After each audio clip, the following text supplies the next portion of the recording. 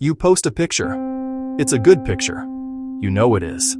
You looked at it from 17 different angles before you even thought about hitting that share button. You checked the lighting.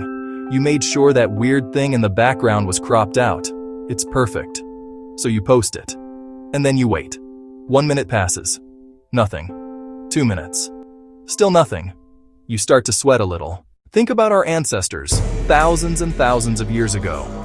It wasn't just getting chased by a saber-toothed tiger. It was being kicked out of the tribe. This ancient hardware is still running inside your modern brain. That little pang of anxiety you feel when you think someone is upset with you.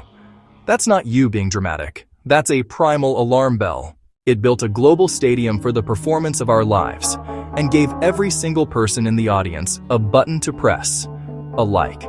Every ping from your phone is engineered to trigger that same dopamine hit.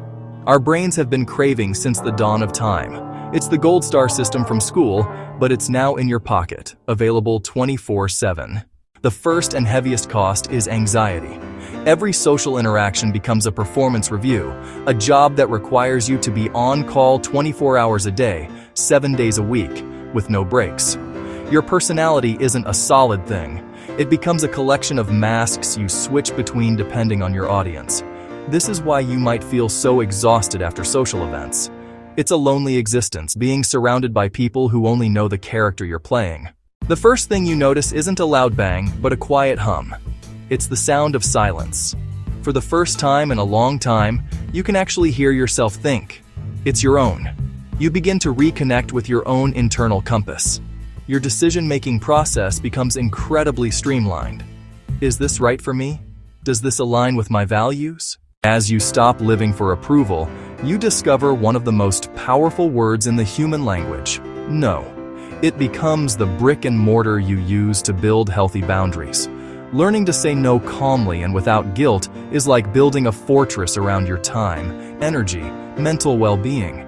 You are no longer a passive passenger in your own life. You are in the driver's seat. When you stop overcommitting to please others, you suddenly find yourself with a surplus of time and energy. You can now invest these precious resources into projects that are meaningful to you. When you let go of that agenda, you are free to simply be yourself. When you have the courage to be vulnerable, you give others permission to do the same. You trade a stadium of acquaintances for a small tribe of people who have your back. Perhaps the most profound change that occurs when you stop seeking approval is that you finally give yourself permission to fail. It's no longer a judgment on you as a person. It's simply data. It's a lesson. You embrace the idea that trying something and failing is infinitely more valuable than not trying at all. You become more creative because you're not afraid to produce a messy first draft.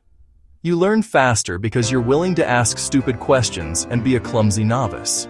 Your life expands from a narrow, safe corridor into a wide-open field of possibilities. You have to become a detective in your own mind, observing your validation-seeking habit without judgment.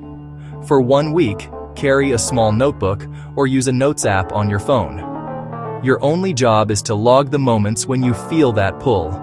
For the first time, you are seeing the pattern clearly.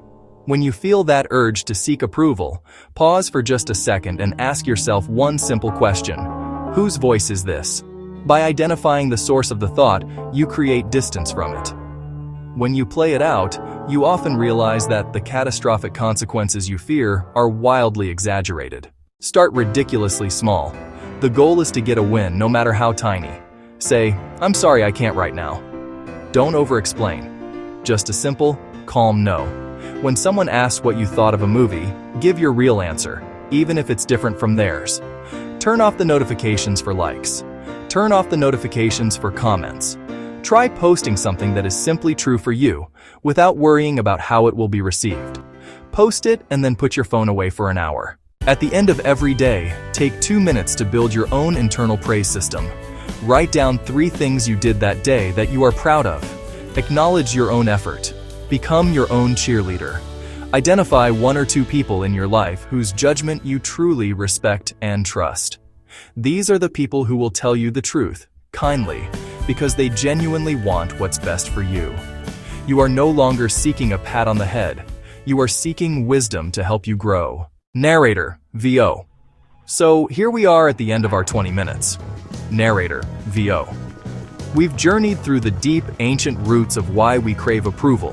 From the survival instincts of our ancestors to the gold stars of our childhood classrooms to the dopamine-fueled slot machine of social media. Narrator, VO.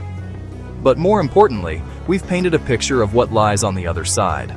Narrator, VO. The core message: true freedom is not about getting everyone to approve of you. Narrator, VO. It's about getting to a place where you don't need them to. Narrator, VO. Reclaiming your power, your voice, your life from the jury box of public opinion. Narrator, VO. So here's a simple challenge. Just for today, pick one tiny action. Just one. Narrator, VO. Maybe not apologizing for taking up space. Maybe posting one honest thought without checking likes for an hour. Maybe saying no to one tiny request. Maybe looking in the mirror and acknowledging one thing you did well today. Narrator, VO. Whatever it is, make it your first step. Narrator, VO. Your journey doesn't start tomorrow. It starts right now with that one small act. Start now and watch how that small act of freedom begins to build a whole new world.